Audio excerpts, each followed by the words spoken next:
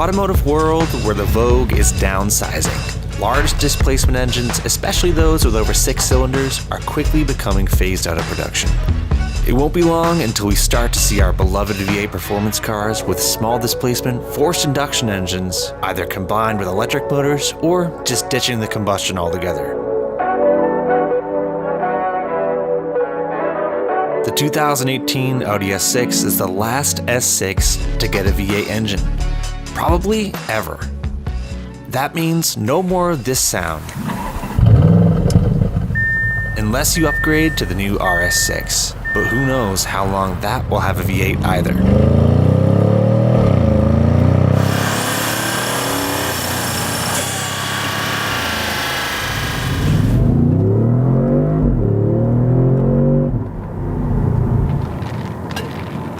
Hey, Audi people, what's going on? My dad and I flew down to Atlanta and picked up his new Audi S6.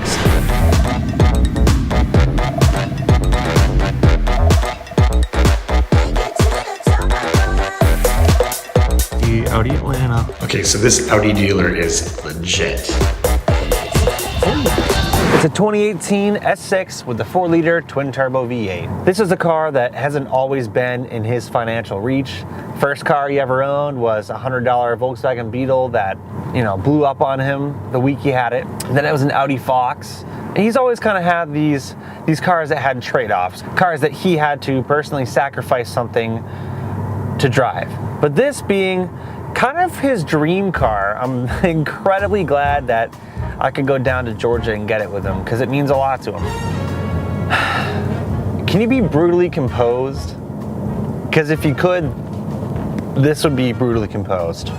Calm, cool, collected, all of those sanguine adjectives. German V8 exhaust notes are like James Bond villains. They are cruel and punishing, yet deliberately sophisticated and serious German. I'm just trying to say a bunch of fancy words, really.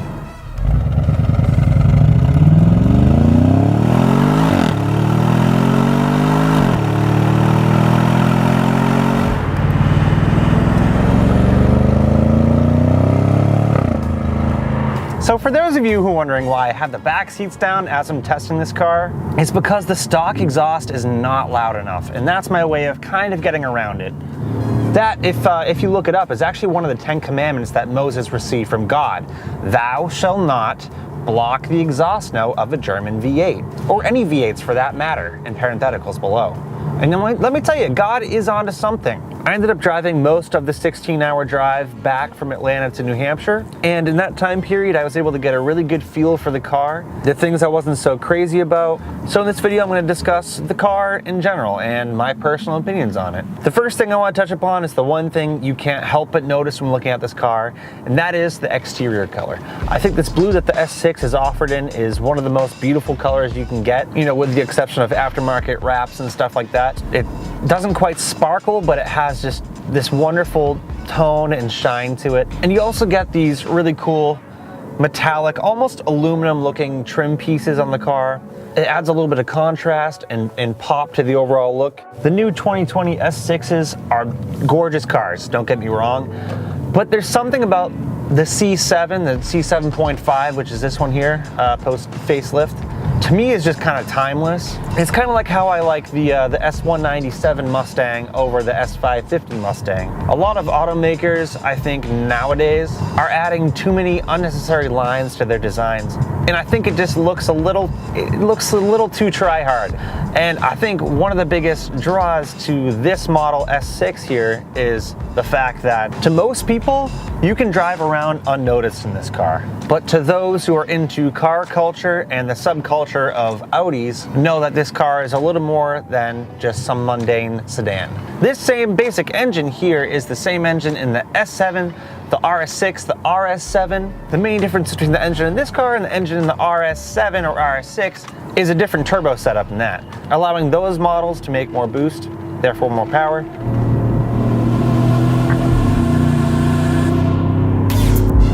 I'm not really pushing this car on the turns here.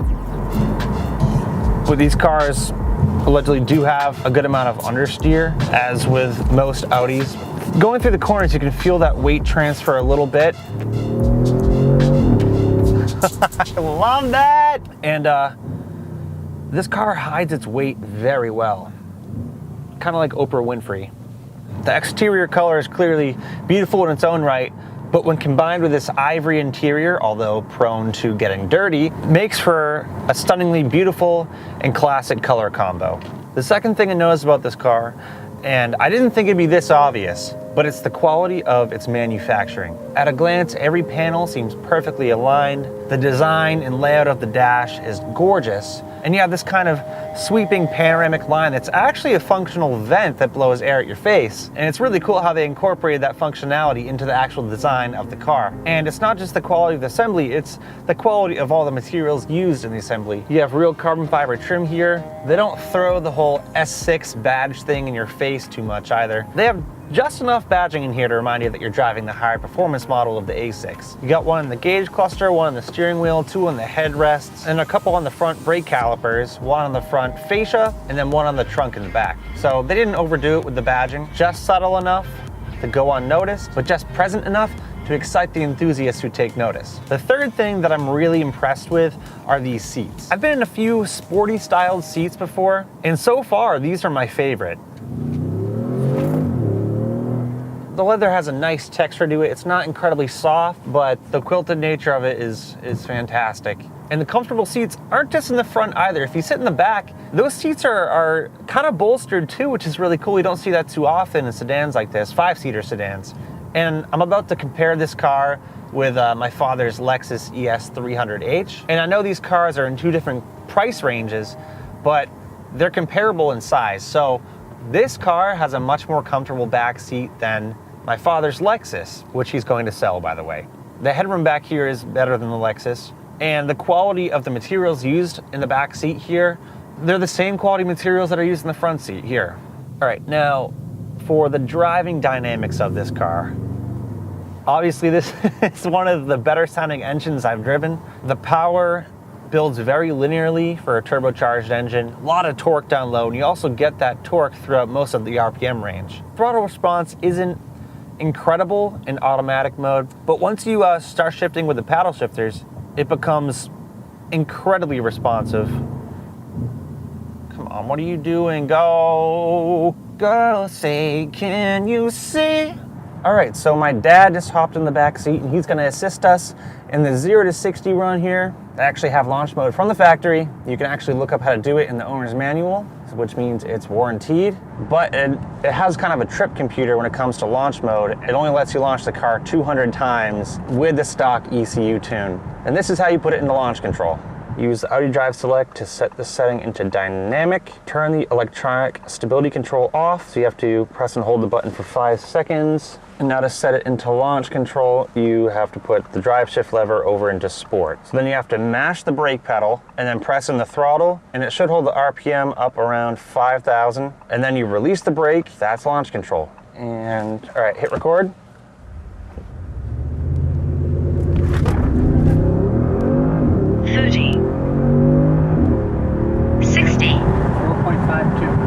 It was holding it at 2,000 RPM, which is weird.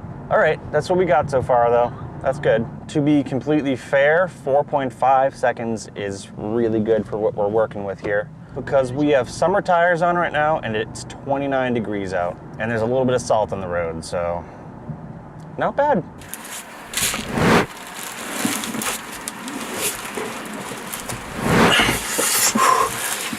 Everyone in the parking lot is looking at me. And I'm 6 feet tall, my feet are flush against the back of the trunk, and my head is grazing this seat here. So, unscientifically, 6 feet of room when you fold the seats down. Now, I'm gonna get out of here before people call the cops.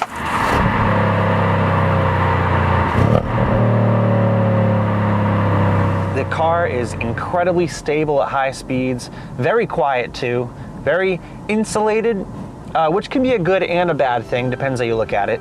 But most people buying an expensive German car want something a little bit more refined, but also very quick. Okay, so I'll do a couple things I'm not too crazy about with the S6. We're gonna jump back to the power plant of this car. The engine sounds fantastic. It has a very German tone, if you know what I mean. This sounds kind of restrained and held back in a way. That has a lot to do with the exhaust on here. It's just way too quiet for this car. It's quiet, it's too quiet, and I have the back seats folded down, so that has to be addressed in my opinion. We'll see what my father thinks. This thing just gets up and goes, that's for sure. I haven't found it so far, but to my knowledge, there's no way to keep the active exhaust valves open all the time. I'm in dynamic mode and sport mode, manually shifting, and it still doesn't open the exhaust valves until I really, and you can hear the change in the exhaust tone, like closed, closed, open, closed, closed, open. You know, I wish there was a way to keep it open all the time because it's just too darn quiet at low RPM. That brings me to another thing I'm not too crazy about, the fun factor of this car. Very fun to drive, don't get me wrong. But for a fifth of this price used, you could buy a very commendable Volkswagen GTI with a manual transmission that is debatably more fun to drive than this.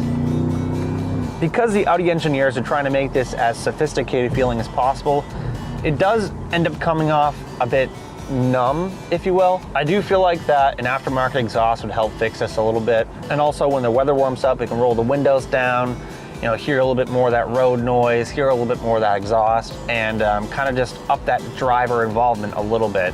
I just want to give you my opinion on the overall feeling that I get from this car, which is definitely a positive one. One other thing that I'm not a huge fan of is the stock tune that comes with this car. This engine is so incredibly underrated when it comes to power. One, kind of because of the turbos that it has, but mostly because Audi does this to try and kind of upsell their RS line. What would be the motivation to buy an RS over an S if the power figures are pretty similar? But it's not just Audi that does this, a lot of manufacturers do this as well. Another thing that I love is the ambient lighting in this car. There's recessed lighting in the doors, in the footwells, and you get the Audi emblem projected on the ground with LEDs when you open the front doors. The attention to detail is what makes Audi so special. Okay, so if you made it with me this far, I really appreciate you watching, and I'm incredibly excited for my father to have one of his dream cars, and quite frankly, one of my dream cars as well. Look forward to seeing what the reliability of this car is like in the future. Maybe do some modifications like exhaust, tune, cold air intake, and if you enjoyed the video, consider subscribing. Maybe consider checking out some of my other videos. This one is a little bit more serious because of the nature of the vehicle. It's very German and very serious. Horrible, horrible German accent. And maybe consider checking out this video here that YouTube thinks you'll like. And on that note, das Auto. You have a lot of cars in there.